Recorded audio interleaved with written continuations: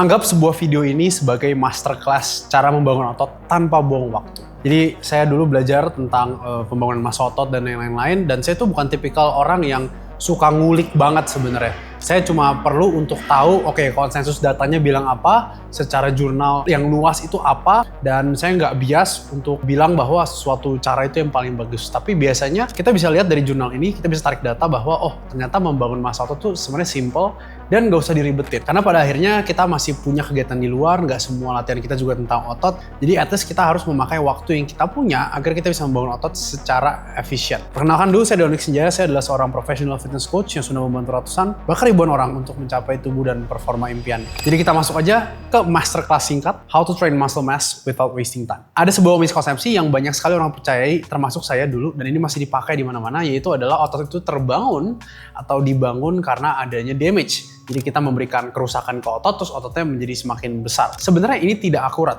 Kenapa? Karena sebenarnya hypertrofi atau pembesaran massa otot itu terjadi karena adanya signaling. Signaling ini itu sebenarnya adalah stimulus yang membuat otot kita membangun sel-sel otot yang baru. Signal ini itu berupa tension atau tegangan pada otot.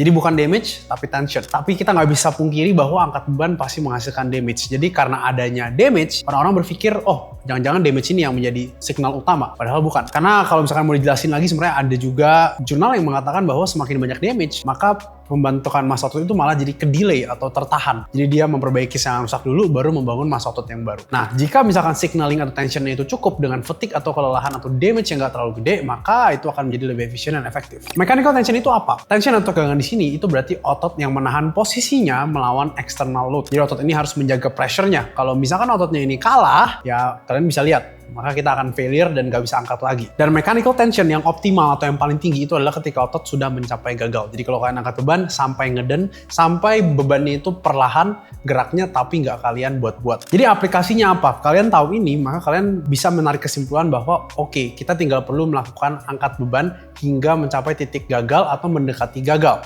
Nggak usah dibuat lebih dari gagal atau dibikin capek. Dan semakin capek latihan bukan berarti stimulusnya semakin baik. Ada satu variabel juga yang sangat-sangat terhubung, yaitu adalah volume. Berapa set yang kita harus lakuin setiap kita latihan? Dalam dunia latihan, volume itu atau volume menyatakan berapa banyak kerja yang kita lakukan. Diasumsikan kalian lakuin latihan hingga gagal atau mendekati gagal, maka volume itu dapat dinyatakan sebagai jumlah set. Mengikuti beberapa hasil dari jurnal yang ada, sebenarnya jumlah set 6-20 per minggu per otot itu sudah oke. Jadi misalkan paha depan 6-20, bicep 6-20 itu sudah oke. Semakin kecil ototnya mungkin kalian bisa untuk kasih volume atau jumlah set yang lebih tinggi karena biasanya nggak terlalu capek. Lalu berapa set per hari yang kalian bisa lakuin? Sebenarnya ini sangat-sangat tergantung sama waktu latihan kalian. Misalkan saya asumsikan kalian latihan 1 jam 45 menit itu bersihnya. Maka dalam 45 menit itu kalian bisa melakukan 10-15 set. Diasumsikan satu set itu sekitar 1 menit dan kalian rest 2 menit. Jadi total 3 menit per set. Nah, saya menyarankan kalian bisa untuk berlatih 10-20 set per hari tergantung kalau kalian punya waktu lebih banyak atau kalau misalkan ototnya lebih kecil dan istirahatnya lebih pendek, biasanya jumlah setnya bisa lebih banyak. Kalian harus hati-hati jangan latihan terlalu keras ataupun terlalu voluminous atau terlalu banyak.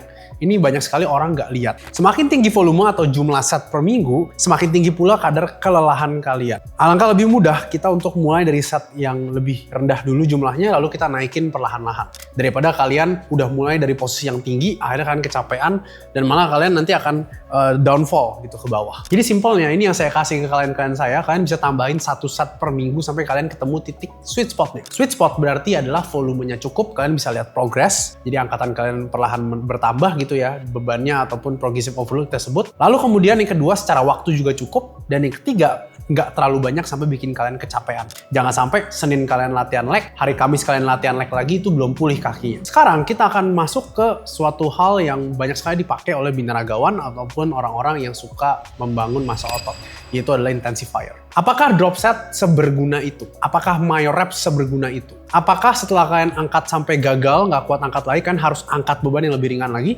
Jadi jika waktu kalian cukup, sebenarnya kalian tetap disarankan untuk melakukan straight set aja. Jadi kalian lakuin 3 set aja daripada 2 set terus kalian drop set. Kenapa? Karena dengan waktu istirahat yang cukup, kalian bisa untuk kasih stimulus yang lebih besar. Karena kalian bisa angkat dengan repetisi yang lebih banyak, beban lebih berat juga. Terlalu banyak drop set atau terlalu banyak myo reps, itu akan memberikan efek fatigue yang besar, tapi efek dari stimulusnya lossnya itu marginal atau kecil. Tapi bukan berarti ini nggak berguna. Ini sangat-sangat berguna untuk teman-teman yang waktunya itu kurang. Aplikasinya apa? Kalau kalian udah tahu hal ini, maka kalian seharusnya udah tahu bahwa sampai gagal aja itu udah cukup. Nggak perlu beyond failure. Saran saya kalau kalian mau pakai drop set, pakai di gerakan-gerakan yang isolatif aja. Jadi bukan gerakan compound yang berat karena rentan cedera dan juga kalian nggak bisa kontrol teknik dengan baik biasanya. Dan yang terakhir, ini adalah satu konsep yang saya pakai sampai sekarang, yaitu tentang pemilihan gerakan. Kalau misalkan kalian pengen bangun massa otot sebesar-besarnya, maka kita mau untuk pressure-nya atau tegangannya itu ada di otot kalian dan tidak dibagi ke otot-otot yang lain ataupun jaringan-jaringan yang lain terlalu banyak. Jadi di sini kita sebaiknya memilih gerakan yang lebih stabil. Ini kenapa banyak sekali bodybuilder itu lebih